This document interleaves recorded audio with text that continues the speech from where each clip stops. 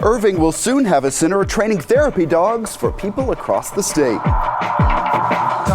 Good girl, drop. When you get injured like myself, your whole goal is to gain your independence back. Hear from people who know all about the need and see one of the big fundraisers held in advance of the opening. My mom was like, this would be a really good project, and I was like, sure, why not? A local student's Eagle Scout project could be a natural way to control the mosquito population. See why they are looking to a creepy creature for help. I wanted to get involved because I wanted to help. It's fun to help out here. You can help to keep the space beautiful, to keep the community beautiful. The Trash Bash brings out volunteers to clean up a park. We will hear from some of them. Plus, a former city council member is remembered. And Irving Police take steps to help fight drunken driving. This is City Source. Therapy dogs to help wounded warriors and others will soon be trained right here in Irving. Hello and welcome to City Source. I'm Thomas Gandy. Canine Companions for Independence is partnering with Baylor Scott & White Hospital to open the training campus in Irving. The building is just about complete, and we learned more about it at a fundraiser for the group. There you go. Lucky is a rescue, and he likes to ride my convertible, so he wears his goggles. Jim LaRocca and his dog Lucky are meeting a lot of people and pets at this big event. Lucky's been saying hi to all the other dogs, just being a rock star. He doesn't have any special skills, but he's a great companion. They are here among a crowd supporting dogs who will develop the most special of skills.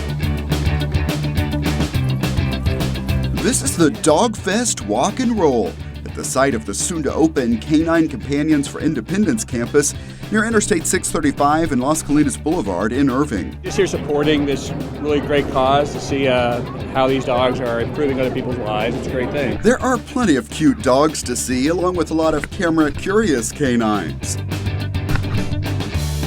But what people are really eager to talk about is the cause. Canine Companions for Independence is an organization based in Santa Rosa, California, and they are an organization that Baylor Scott & White Health created a partnership with to bring service animal training here to North Irving. I was in the Air Force Special Operations for 10 years. I was on a mission in South America on a counter-narcotics mission when our vehicle flipped over and rolled over the top of me and crushed my back. Woke up 2 months later from a coma with the doctor saying he'd never walk again. Jason Morgan found help through Canine Companions.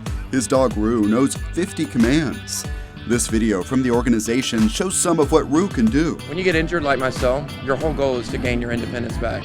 Beyond coping with the physical challenges, Jason also found big personal obstacles to overcome. She just really got me back in the open. I think after I got hurt in the military and in a wheelchair, it seemed like people just, they didn't know why you're injured. They didn't really want to know. They just kind of made a wide berth around you. And now, having my dog, it just brought me back into society. Just like now it's like a magnet. Everyone just gravitates towards you. They want to find out about the dog, and then they find out about you. This facility is expected to welcome its first dogs in October.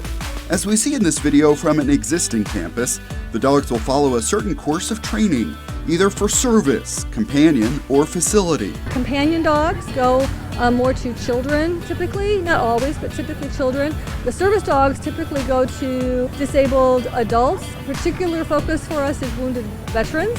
And then there are facility dogs that would go to organizations like hospitals. I'm actually just concluded my phone interview to get a CCI dog.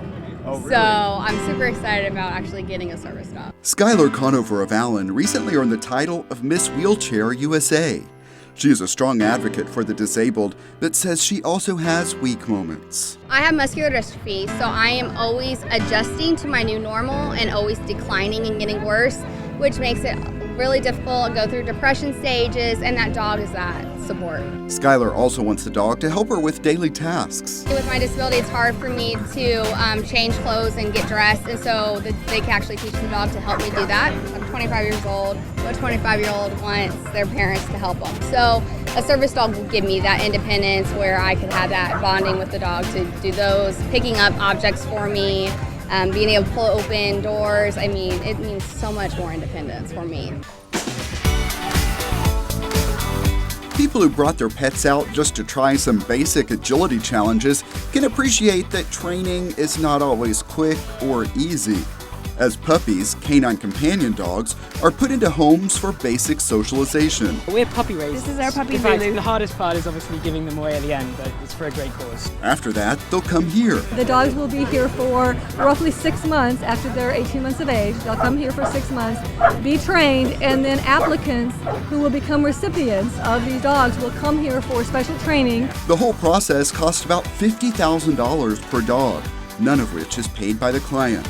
So fundraising will be ongoing. We just have so many wonderful supporters. The Irving campus is named for U.S. District Judge Ed Kincaid, who was a former Baylor Healthcare Board Chair, led the push for this. Oh, I know y'all see the same advantages of doing this that I do. For us, it was really about bringing something that folks in North Texas and Central Texas had to leave the state to get. I am so excited to be here, standing here as the mayor of the city of Irving, being able to welcome you, being able to have this in our great city. Well, Irving is a wonderful location because we are located close to the airport. The puppies are flown in here oftentimes because they're whelped in California. Obviously, you can tell we're on a hillside with beautiful views, so folks who come here can relax and learn with their animals and in a quiet setting. All the fun of this dog fest will soon give way to hard work. The first Irving class of Canine Companions is expected to graduate later this year, and the impact will last far beyond that. These dogs, they truly change lives. They're amazing.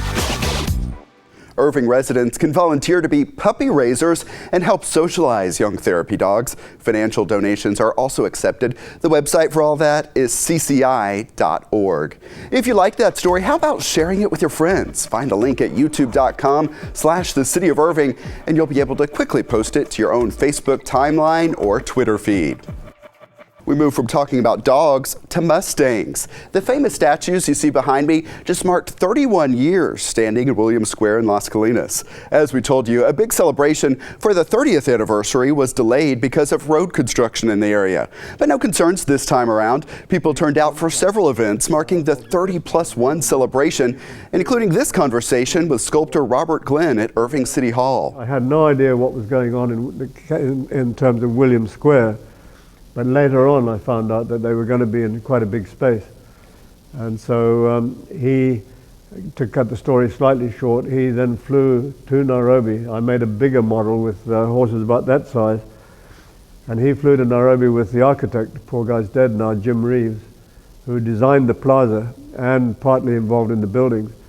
And he flew him to my studio for one night, all the way from Dallas and back. And he walked in and said to Jim Reeves, "There's the horses.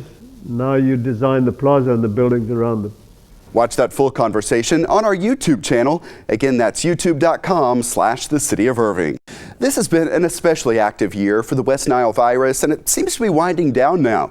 Even though there have been more traps that have caught mosquitoes that tested positive for West Nile, you see them there on the screen. When there are positive results, the city sprays those neighborhoods in the overnight hours. Find the updated spraying schedule at irvingfightsthebite.org. We have talked a lot here on City Source about the West Nile virus. There is something new in place that could help keep the mosquito population down in the years ahead. It's the result of a student's hard work. John Flaherty is becoming an Eagle Scout with a project on other flying creatures, bats. My mom was like, this would be a really good project, and I was like, sure, why not? He is installing houses for bats at Irving's Mountain Creek Preserve. Some people are surprised at first. Why lure bats? They definitely were like, whoa, I didn't know I could even be a project. We had a man that came to the Boy Scout troop and explained what bats do for the environment. They eat, they wait every night in mosquitoes. To pursue this natural method of mosquito control, John connected with Irving's Green Advisory Board and learned more. Members and others turned out for this installation. Every part of this project is the result of research, including the direction the houses face and the height. The reason they're up high is because bats cannot fly from the ground. They have to fall and get speed up to flapping their wings to fly.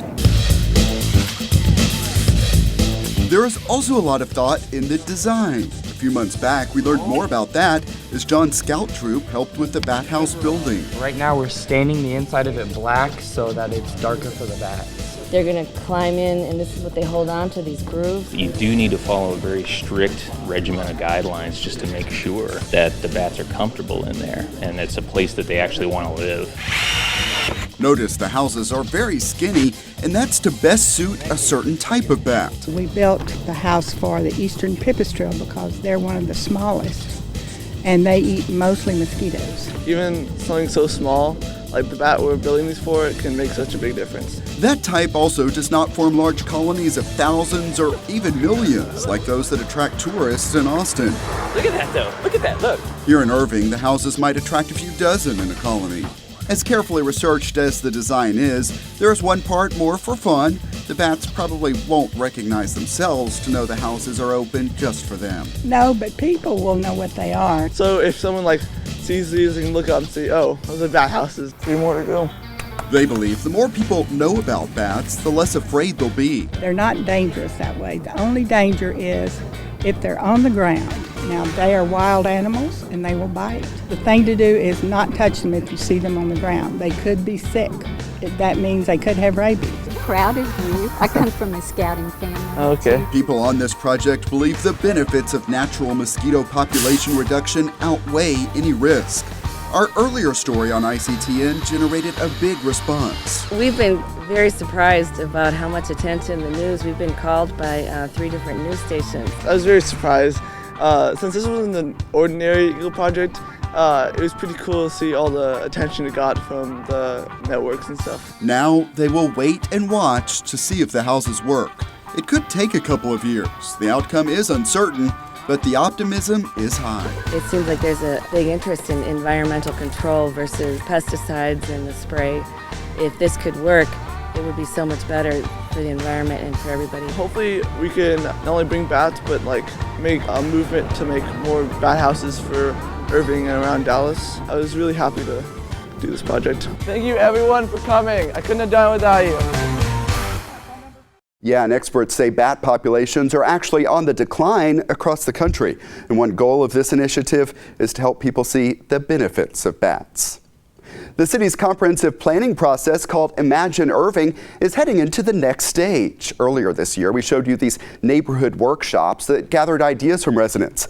Now, an open house will give people a chance to speak with planners and share more ideas. It will also kick off the Vision Survey, which will be another way residents can offer feedback. The comprehensive plan is a guiding document that captures how the city could improve over the next couple of decades. The open house is Wednesday, October 28th from 6 until 8 p.m. at the new South Irving Library. Learn more at imagineirving.org. Irving Police raised thousands for DWI prevention and victim services. Officers and their family members again participated in Irving-based Mothers Against Drunk Driving's Walk Like Mad event. We caught up with organizers and participants in downtown Dallas. Hey, let's walk like mad! This is our Walk Like Mad event. It's one time a year we come together. We're really excited. We're doing great this year. Our fundraising goal is $145,000. Irving Police, I can't say enough about them. They've been one of the top teams for many years. 13 years, top law enforcement team. So our competition this year was the Dallas Sheriff's Office and the DA's office had combined together to try and beat us, but we still exceeded them by over $3,000. Steve Burris is the team captain, and he's actually on our walk committee and helps us put it all together as well. And they do these fantastic shirts every year, and that's one of their big fundraisers. Our first officer killed in the line of duty was killed on July 3rd, 1993. So this is our way to remember him and his sacrifice and give back to the community, give back to Mothers Against Drunk Driving, because the money they raise goes towards victims assistance. So anybody who's affected by drunk driving, we have a whole staff that's dedicated to providing victim services free of charge for them, and there's no statute of limitations. So anybody that's been affected, no matter how many years ago, we provide a whole array of services that are available to them. We also have a prevention program, underage drinking, that we have, and we're going to be looking at actually implementing that in Irving here this year as well. So this is our way of supporting them. There's 1,337 pairs of shoes. One pair for every person that was lost in the year of 2013. That represented the largest amount of fatalities across the nation. Texas led the nation in 2013. So we wanted to make that a visual so people could see exactly what it was.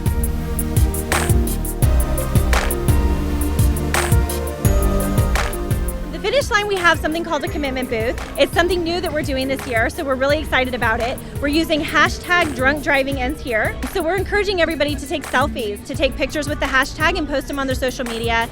New research is really showing that kids develop a personality online, and so if we can get them to make commitments about their commitment to not drink and drive online on social media, it really helps us get the word out and spread the awareness just beyond what we have here at the event. Dallas has been one of the flagship walks that we have across the country, and our headquarters is here in Irving as well, and so it's great to see that support throughout the area and here in the community.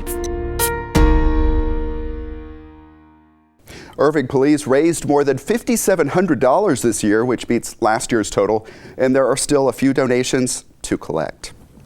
A former city councilwoman is remembered for her leadership on issues from transportation to the arts and just about everything in between.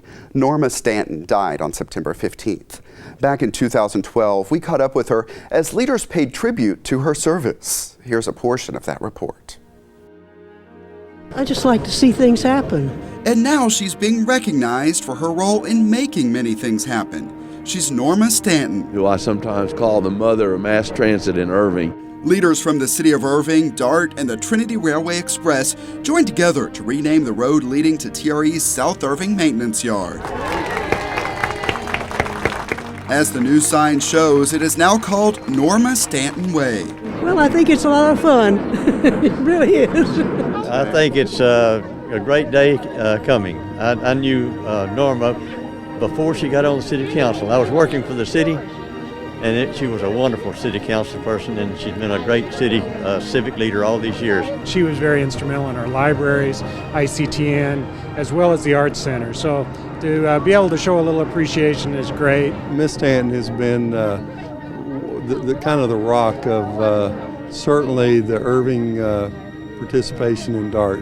When we think of DART in Irving, you can't help think of what Norma Stanton has done over the years. Norma started back in 1983 with the vision of mass transit. Do the people of Irving want a transportation system? Stanton was a familiar face on ICTN in the early 1980s when there was still a question about whether voters would approve a tax to support DART. We will have a bus system in Irving if it's approved. She was planning almost 30 years into the city's future. And the third phase, the year 2010. And as she ended her term on city council in 1985, she made a promise. I'm still going to be out there working in my own peculiar way, and sometimes I may be vocal about it.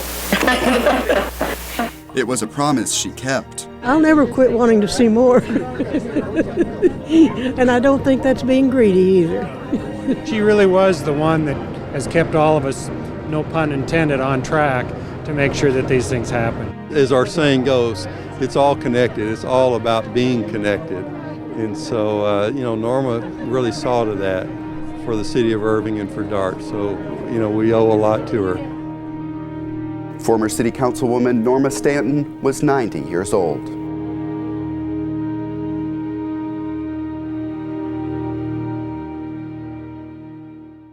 As we move on with more news, we want to show you volunteers making a difference. It's Keep Irving Beautiful's annual Trash Bash. It's a great day out here today. It's always fun to partner up with Keep Irving Beautiful. We're having our 24th annual Trash Bash, and we're having it at Trinity View Park. I wanted to get involved because I wanted to help. It's fun to help out here. It's pretty interesting. We picked up a lot of trash. I just wanted to see my students out here helping the community. We want to give volunteer hours away and just help everybody out in any way we can. A lot of the people here come every year. They know it's coming up. They ask us when it's coming up. We have school groups. Big group is from North Lake College. The first time I got involved was with my Phi Beta Kappa chapter at school. I came for the first time and I love it. I love seeing how people get out and like to help their own community. And we have a lot of Girl Scout and Boy Scout troops. We have a lot of company organizations. So it's really kind of represents all of Irving. I want to help my group.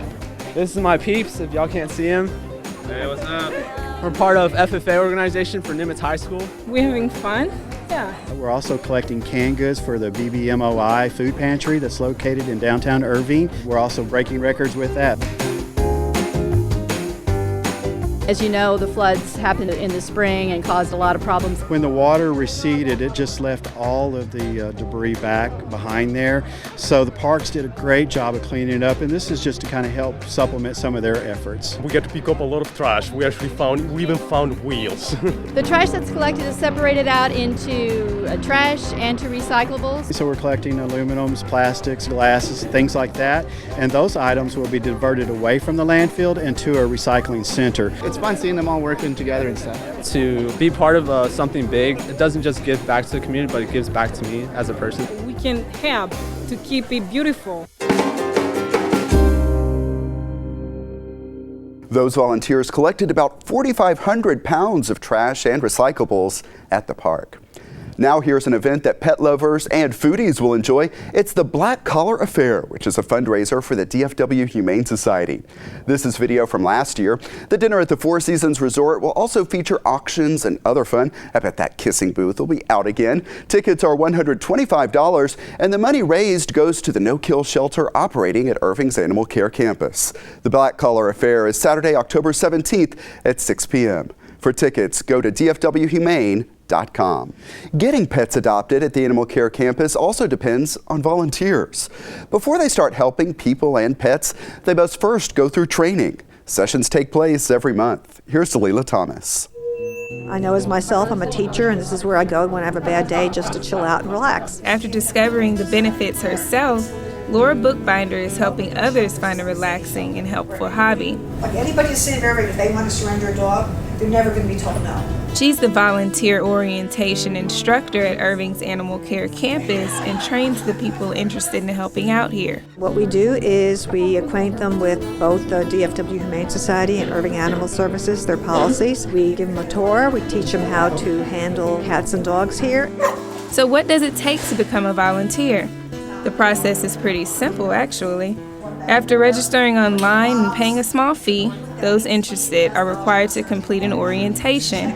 Once they have this 4-hour class, they are able to come in and volunteer. Hours are flexible, and a little goes a long way. Dogs need to be walked, and even just being with people helps them out. Socialized animals have a better chance at being adopted. I adopted a dog from DFW Humane Society who was here 15 months. I've had him for 3 years now. And for a dog that was locked up in a cage that long, he was very socialized. He was probably one of the easiest dogs I ever had, and I have to attribute that to the volunteers. And you can bet people are willing to take time out of their day to care for these precious animals, which can also turn into a bonding experience for families. We decided to volunteer. We homeschool during the day, so it's a good opportunity for Jackson to get out in the public and socialize. And we have one dog, and that's all we can handle in our home, so it's a chance to satisfy the urge of wanting puppies and kittens but not bringing them home. I've always seen commercials and TV shows about people volunteering and taking care of animals. I'm like, hey, I want to do that. I would like to work with some of the sick animals, help them feel better. While the majority of volunteers come out to help the animals, as it turns out, the animals end up helping the volunteers.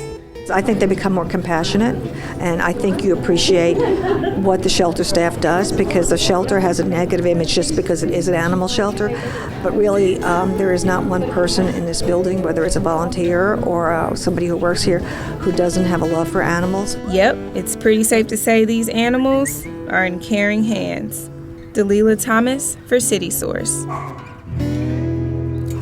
Yeah, and while talking animals, it's time to head out to the Animal Care Campus, where our intern Letitia has our Pets of the Week. Thanks, Thomas. I'm at the Animal Care Campus, and I'm here with Marissa. Marissa, tell us about our first pet of the week. Our first pet of the week is a Skipperkey named Skippy, 7 years old, brought in for adoption.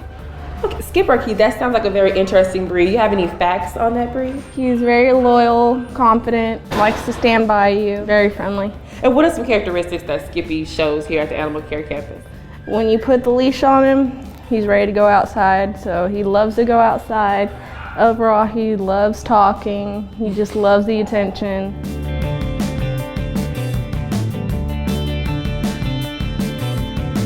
All right, and Marissa, tell us about our next pet of the week. Our next pet of the week is Zeus, a 9-month-old Chihuahua who was brought in for adoption. All right, so a small dog with a very big name. Yes. And tell us something that's interesting that people should know about adopting Chihuahuas. They're very friendly and they love to stay by your side. They love to be in your lap. Okay, and how old is Zeus here? 9 months old.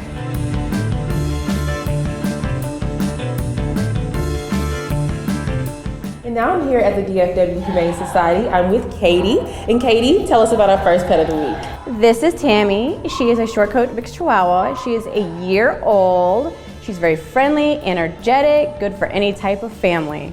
She doesn't shy away really from anybody. I mean, she's always up to go outside, sit in your lap, play ball with you, run around. She's very curious. She's very curious. What is something that we would need to know before we adopted a Tammy? I would say you want to make sure that you have time to spend with her, since she is a very energetic dog. She probably would definitely love to go out on walks, kind of release some of that energy. Children to wear her out would be great. And now we have our last pet of the week. Tell us about him. This is Bullwinkle. He is a domestic short-haired black cat. He is 2 months old. He is very friendly, energetic. He will come out and just greet you. He loves affection. He loves to be held. He's really good for any family. He also does have a calm side, so he's not just going to be consistently running you ragged, but he is really feeling he's up for adoption. What are some of Bullwinkle's personal characteristics that you can name about him? When he wants your attention, he will just meow and meow and meow. But it's a very dainty meow. And he, like I said, he loves to be held. I don't think he feels he can get enough attention or love. He just wants it all the time. All right, and what an adorable little kitten. Back to you, Thomas. All right, thanks a lot, Letitia. The Animal Care Campus is located at 4140 Valley View Lane. It is open Tuesday through Friday from 11 a.m. until 6 p.m. Then on Saturday, the hours are 10 a.m. until 5 p.m.